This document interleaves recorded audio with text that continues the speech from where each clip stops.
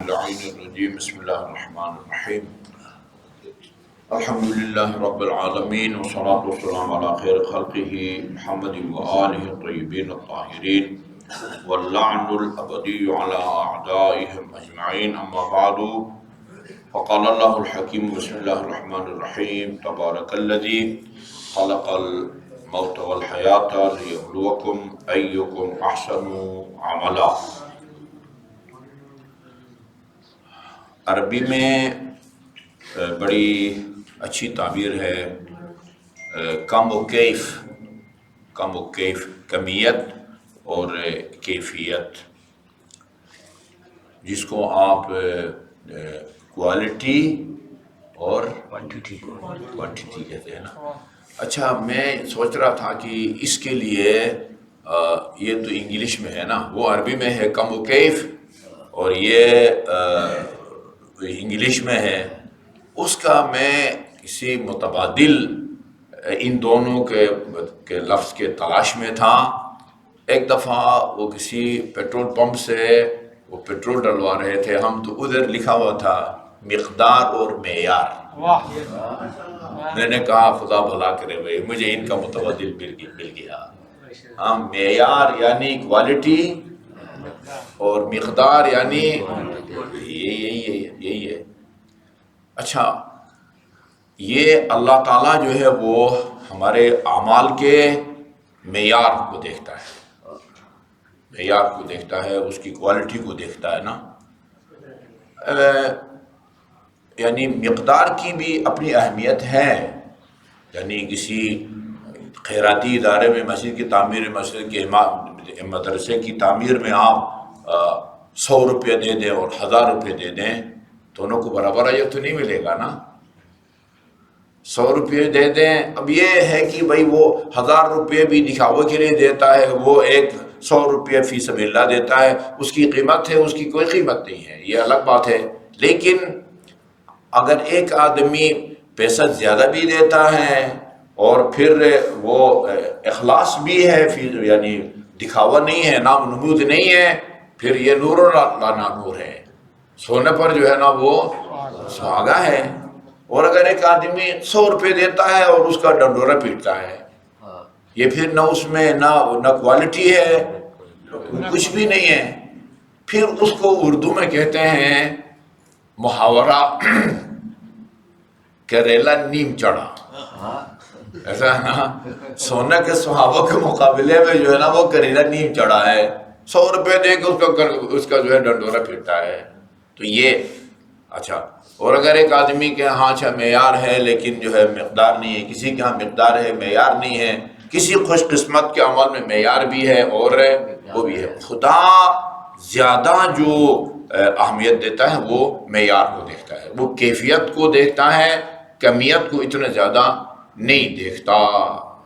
دنیا اکثر کمیت کو دیکھتی ہے، مقدار کو دیکھتی ہے۔ اسی لیے جب امیر المومنین علیہ السلام نے رکوع میں انگوٹھی دی اور آیت نازل ہوئی تو جناب اس تاریخ میں لکھا ہوا ہے کہ تحقیق شروع ہو گئی کہ یہ دیکھو کہ علی کی انگوٹھی کی قیمت کیا تھی۔ رپورٹ پیش کی گئی، یہ تاریخ میں لکھا ہوا ہے کہ بھئی اس کی قیمت ملک کے شام کے آج کے سوریہ کے 1 سال ٹیکس کے برابر تھی۔ اس وجہ سے آیت نازل ہوئی ہے۔ یہ خود امیر المومنین کے اخلاص کے خلاف سازش تھی۔ یہ رپورٹ جو ہے نا ملک کے شام کی 1 سال کی قیمت، وہ کس نے قیمت لگائی؟ تمہیں کیسا پتہ چلا علی نے کہاں سے خریدا، کتنے پیسے دیے؟ یقیناً امیر المومنین نے، میرا ایمان یہ کہتا ہے کہ عقیق کی انگوٹھی ہوگی، کیونکہ رسول خدا نے حکم دیا تھا تختم بالعقیق الاحمر، علی سرخ العقیق پہنا کرو، ٹھیک ہے جی۔ سرخ عقیق کی قیمت اتنی، پھر سونا ویسے بھی مرد کے لیے حرام ہے، زیادہ سے زیادہ وہ چاندی کا، یہ کیا ہے اس کو کہتے ہیں، ایک یہ عقیق ہے، دوسرا کیا ہے وہ جو جس کے اوپر رکھا ہوا ہے انگوٹھی ہے، انگوٹھی تو سارے ملا کے انگوٹھی ہے نا، چاندی ہے، چاندی اور وہ عقیق کی انگوٹھی، وہ کس طرح کی چاندی ہے، کس طرح کی عقیق ہے کہ بھئی ملک کے شام کے ٹیکس کے برابر ہے۔ یہ نہیں، یہ عمل کے معیار کی وجہ سے جو ہے نا آیت نازل ہوئی ہے۔ وہ سورہ دہر اتنے کتنے ہزار دینار خرچ کیے تھے جو ہے نا، وہ 3 ٹائم کے کھانے میں 3 روٹیاں تھی، بوفا سسٹم تو نہیں لگا تھا نا افطار کے لیے۔ وہ امیر المومنین جو وہ 19ویں شب دودھ اور پتہ نہیں نمک پانی تھا، کہا کہ بھئی ایک دسترخوان پر تم نے اپنے بابا کو کبھی ایک سے زیادہ چیزیں کھاتے ہوئے دیکھا ہے؟ یہی چیزیں تھی نا، وہ ایک پلیٹ کے قیمت کے برابر 3 دن کا کھانا ہوگا، ایک پلیٹ کی قیمت کے برابر 3 دن کا کھانا ہوگا، اور آیت نازل نہیں ہوتی، پورا سورہ دہر نازل ہوتا ہے۔ یہ معیار ہے نا۔ یا ایک کریم سورہ ملک کی ہے، تبارک الذی، بابرکت ہے وہ خدا کہ جس نے خلق الموت والحیات، جس نے موت حیات کو پیدا کیا ہے، لیبلوکم ایکم احسن عملا، یہ عجیب بات ہے، تاکہ تمہیں آزمائے کہ کس کا عمل اچھا ہے، کیفیت کیسی ہے، معیار کو دیکھتا ہے، وہ کس کے عمل جو ہے نا اس کی کوالٹی اچھی ہے۔ اچھا، اس حقیقت کی تائید میں یا اس کی تفسیر میں کوئی ایک روایت میں آپ کی خدمت میں لایا ہوں۔ یہ وسائل شیعہ کی عبارت ہے، وسائل شیعہ کی ہے، اور جلد نمبر 11 ہے، کتاب جہاد النفس لکھا ہوا، کتاب جہاد النفس، جہاد نفس جس کو جہاد اکبر قرار دیا نا رسول خدا نے، اس کے ذیل میں، اور باب وجوب تقوی اللہ، باب کا نام رکھا ہے تقوی الہی کا واجب ہونا، متقی بننا واجب ہے، ٹھیک ہے نا جی، متقی بننا واجب ہے۔ اس کو جو یہ آخری جو راوی جو امام جعفر صادق علیہ السلام سے نقل کرتے ہیں، وہ مفضل بن عمر ہے، جس کی طرف وہ توحید مفضل منسوب ہے۔ توحید مفضل، تو یہ توحید مفضل کا ترجمہ بھی ہوا ہے۔ ہم مدارس میں، پنجاب کی مدارس میں عقائد کی کتاب کے طور پر یہ کتاب پڑھائی جاتی ہے۔ امام جعفر صادق علیہ السلام کی کچھ لیکچرز ہیں، کوئی ہماری طرح مجمع میں نہیں ہے، اکیلا یہ ایک دہری کے ساتھ، منکر خدا کے ساتھ عمر مفضل بن عمر کی بحث ہوئی ہے، وہ اس کو صحیح قائل نہیں کر سکا، اس دہری کو، منکر خدا کو، پھر امام کے پاس آیا، مولا اس طرح کا مسئلہ ہے، میں تو اس کو قائل نہیں کر سکا۔ ابن ابی الاوجا کہا کہ کل جو ہے نا وہ اپنا رجسٹر اور قلم لے کے آؤ، میں کچھ لیکچر جو ہے نا لکھواؤں گا، ان کی مدد سے جو ہے نا تم ان کو قائل کر سکو گے۔ اللہ کی قدرت کی نشانیوں کو انسان کے میں، ویسے تو پوری کائنات میں ہے، نطفہ سے لے کر بڑے ہونے تک انسانی خلقت جو ہے نا وہ جن مراحل سے گزرتی ہے، ان کو بیان کیا ہے امام نے۔ اس میں نا مفضل ابن عمر کہتے ہیں، ابھی جلدی کرتا ہوں، ہاں، کنت عند ابی عبداللہ علیہ السلام، میں امام جعفر صادق علیہ السلام کی خدمت میں بیٹھا ہوا تھا، فذکرنا الاعمال، اعمال کا ذکر ہوا، ہم نے اعمال کا تذکرہ کیا امام علیہ السلام کی خدمت میں، فقلت انا، میں نے کہا، ما اضعف عملی، میرا عمل بہت کمزور ہے، یعنی میں نے اپنے عمل کے کمی یا اس کی کمزوری کا اعتراف کیا، اور میں نے کہا کہ میرا عمل کس قدر ضعیف ہے، میرا عمل کس قدر ضعیف ہے۔ فقال ماہ استغفر اللہ، خاموش ہو جا اور توبہ کرو، ایسا نہ کہو، ما اضعف عملی، ایسا نہ کہو۔ ثم قال لی، فرمایا، ان قلیل العمل مع التقوی خیر من کثیر بلا تقوی، ایک متقی تھوڑا سا عمل انجام دے، وہ اس آدمی کے زیادہ اعمال سے بہتر ہے جو متقی نہ ہو۔ اچھا، کہتے ہیں کہ یہ کیسے ہو سکتا ہے؟ ہم تو یہ سمجھتے ہیں کہ جو آدمی جتنا زیادہ متقی ہوگا اتنا وہ زیادہ اعمال خیر انجام دے گا، اور جو متقی نہیں ہے اس نے کیا عمل انجام دینا ہے؟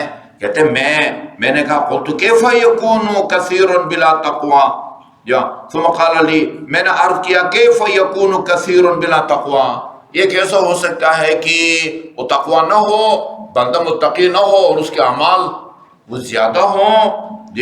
اور اس کا الٹ ایک آدمی متقی ہو لیکن اس کا عمل کم ہو۔ اب اس کی امام نے تشریح کی، قال علیہ السلام اچھا نعم، ہاں یہ وضاحت طلب ہے، نعم یعنی تمہارا سوال جو ہے نا واقعاً وہ ہے، فرمایا کہ یہ اس میں آپ نے فرم میں ایک مثال دیتا ہوں، اس کی روشنی میں تم اس حقیقت کو سمجھ جاؤ گے۔ مثل الرجل، ایک آدمی ہے، یطعم طعامہ، یہ لوگوں کو کھانا کھلاتا ہے، لوگوں کو کھانا کھلاتا ہے۔ اچھا عام حالات میں لوگوں کو زکوٰۃ دینا واجب ہے، خمس دینا واجب ہے، فطر دینا واجب ہے، ایسے لوگوں کو کھانا کھلانا ایک مستحب کام ہے نا، مستحب کا واجب کام تو نہیں ہے۔ اچھا جی ہاں، ایک آدمی کی جان جا رہی ہے تو اس کو یعنی اتنا کھلانا کہ جان بچ جائے، وہ الگ مسئلہ ہے، ورنہ انفاق کرنا، کسی غریب کو کپڑے بنا کے دینا، یہ سارے مستحب کام ہیں۔